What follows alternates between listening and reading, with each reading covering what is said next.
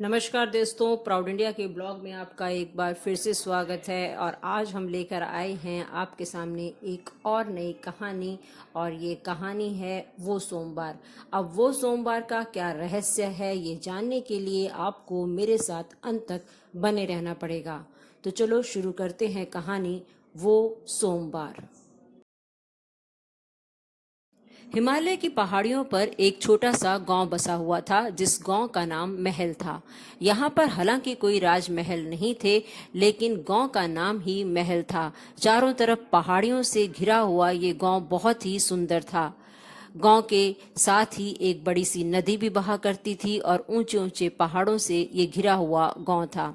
इस गांव में 10 परिवार या 11 परिवार रहा करते थे और ये बात है 1950 के आसपास की, जिस वक्त देश नया नया ही आजाद हुआ था। धीरे धीरे तरक्की हो रही थी, लेकिन इतनी भी तरक्की नहीं हो रही थी कि सभी सुविधाएं लोगों को उपलब्ध हों। यातायात के साधन नहीं थे और चिकित्सा सुविधाएं भी गांव से दूर ही थी। हाँ, गांव में एक स्कूल जरूर था जो पहली से 5वीं कक्षा तक था। इसी गांव में जहां 10-12 हिंदू परिवार रहते थे, वहीं पर एक मुस्लिम परिवार भी रहता था। जब भारत और पाकिस्तान का विभाजन हुआ था तो यह मुस्लिम परिवार भारत में ही बस गया था। इस मुस्लिम परिवार के मुखिया काजी साहब थे। काजी साहब के बारे में आपको जरूर पता होना चाहिए, क्योंकि काजी साहब इस कहानी के मुख्य किरदार हैं। तो गांव में हिंदू हो चाहे मुसलमान हो, सभी बच्चे और बड़े बहुत ही प्रेम पूर्वक रहते थे। सभी बच्चे एक ही स्कूल में शिक्षा ग्रहण करते थे। सभी कुछ अच्छे से चल रहा था, लेकिन अब समस्या ये थी कि 5वीं के बाद बच्चों को पढ़ने के लिए कहाँ भेजा जाए। जहाँ लड़कों के लिए तो कोई मुसीबत नहीं थी, उनको भेज सकते थे दूर दराज के गांव में, लेकिन लड़कियों को भेजने से माता पिता को डर लगता था। तो काफी खोजबीन करके ये पता चला कि गांव से 25 किलोमीटर की दूरी पर एक स्कूल है और इस स्कूल में गर्ल्स हॉस्टल भी है। तो माता पिता ने यह तय किया कि वह अपने बच्चों को वहां पढ़ने के लिए भेजेंगे। हालांकि कुछ परिवारों ने अपने बच्चों को पढ़ाई से हटा लिया, खासकर लड़कियों को। तो गांव में इस तरह से 6-7 परिवार ऐसे थे जो बच्चों की पढ़ाई जारी रखना चाहते थे, और इसी में काजी साहब भी थे। उनका भी मानना था कि लड़कियों की पढ़ाई बहुत ही जरूरी है। तो इन 6 परिवारों के बड़े बुजुर्गों ने तय किया कि वे अपनी लड़कियों को स्कूल में भेजेंगे। उन सभी 6 लड़कियों को स्कूल में दाखिला दिलवा दिया गया। अब ये 6 लड़कियां शुक्रवार को शाम को स्कूल से घर आ जाया करती थी, क्योंकि शनिवार और इतवार की स्कूल की छुट्टी हुआ करती थी। सोमवार उन्हें बहुत ही जल्दी स्कूल पहुंचना होता था और स्कूल था 25 किलोमीटर की दूरी पर, तो जिसके लिए उन्हें बहुत ही जल्दी घर से निकलना पड़ता था।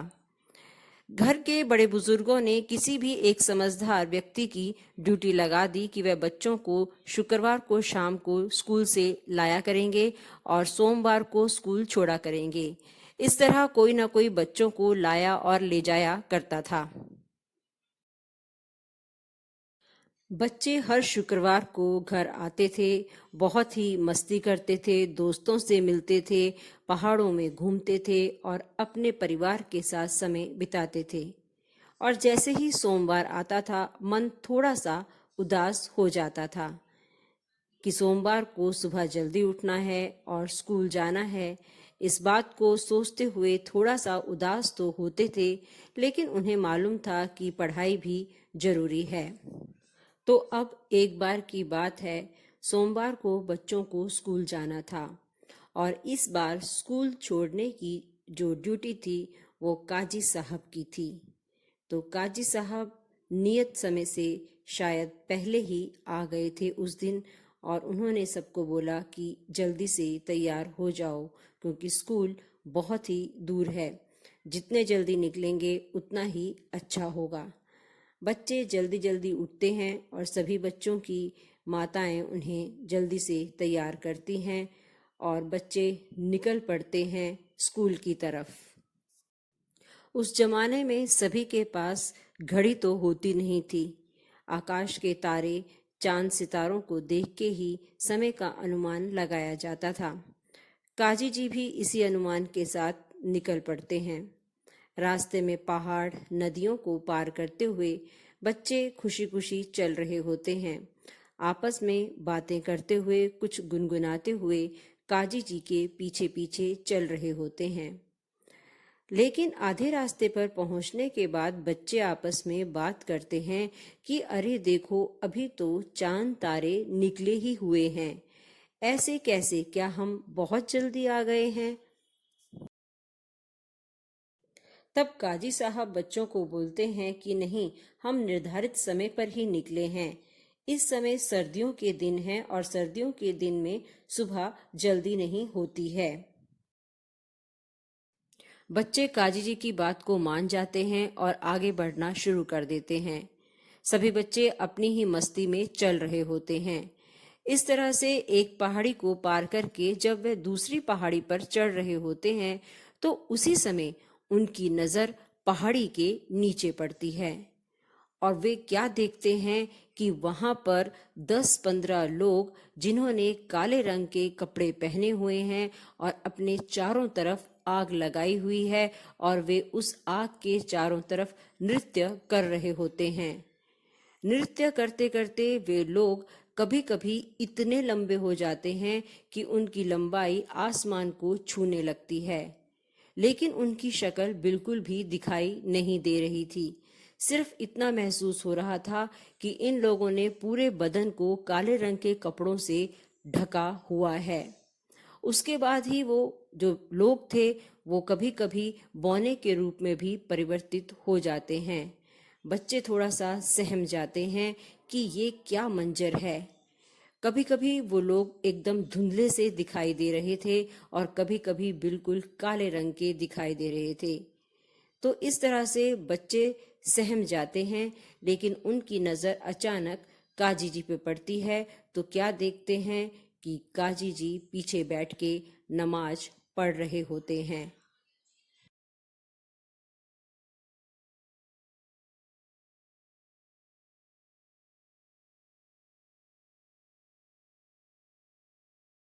काजी जी की नमाज जैसे ही खत्म होती है उसी समय काजी जी बोलते हैं कि अरे, तुम क्यों रुके हुए हो? जल्दी चलो, स्कूल के लिए देरी हो जाएगी। काजी जी ऐसे बोलते हैं कि जैसे कुछ हुआ ही ना हो, और बच्चे भी डर के मारे उन्हें कुछ नहीं बताते। लेकिन वे एक बात तो जरूर नोट करते हैं कि यहाँ पर जो उन्होंने मंजर देखा था, अब वो मंजर गायब हो चुका है। बच्चे थोड़ा सा शांत हो जाते हैं और आगे बढ़ना शुरू कर देते हैं। जैसे ही शहर के नजदीक बच्चे पहुंचते हैं तो क्या देखते हैं कि अभी तो लोग उठे ही हैं, औरतें पानी भर रही हैं और बच्चे स्कूल के लिए तो तैयार ही नहीं हुए हैं।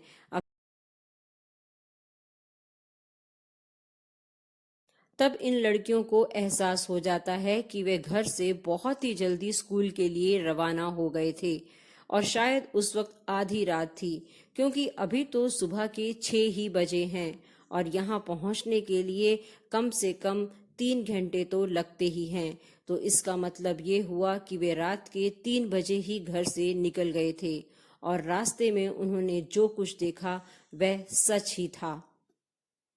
लेकिन इसी के साथ ही बच्चों को यह भी एहसास हो जाता है कि भले ही काजी साहब की गलती के कारण वे जल्दी घर से निकले थे, लेकिन काजी साहब ने जो बैठ के नमाज अदा की थी उसी की वजह से हम सब का बचाव हो गया।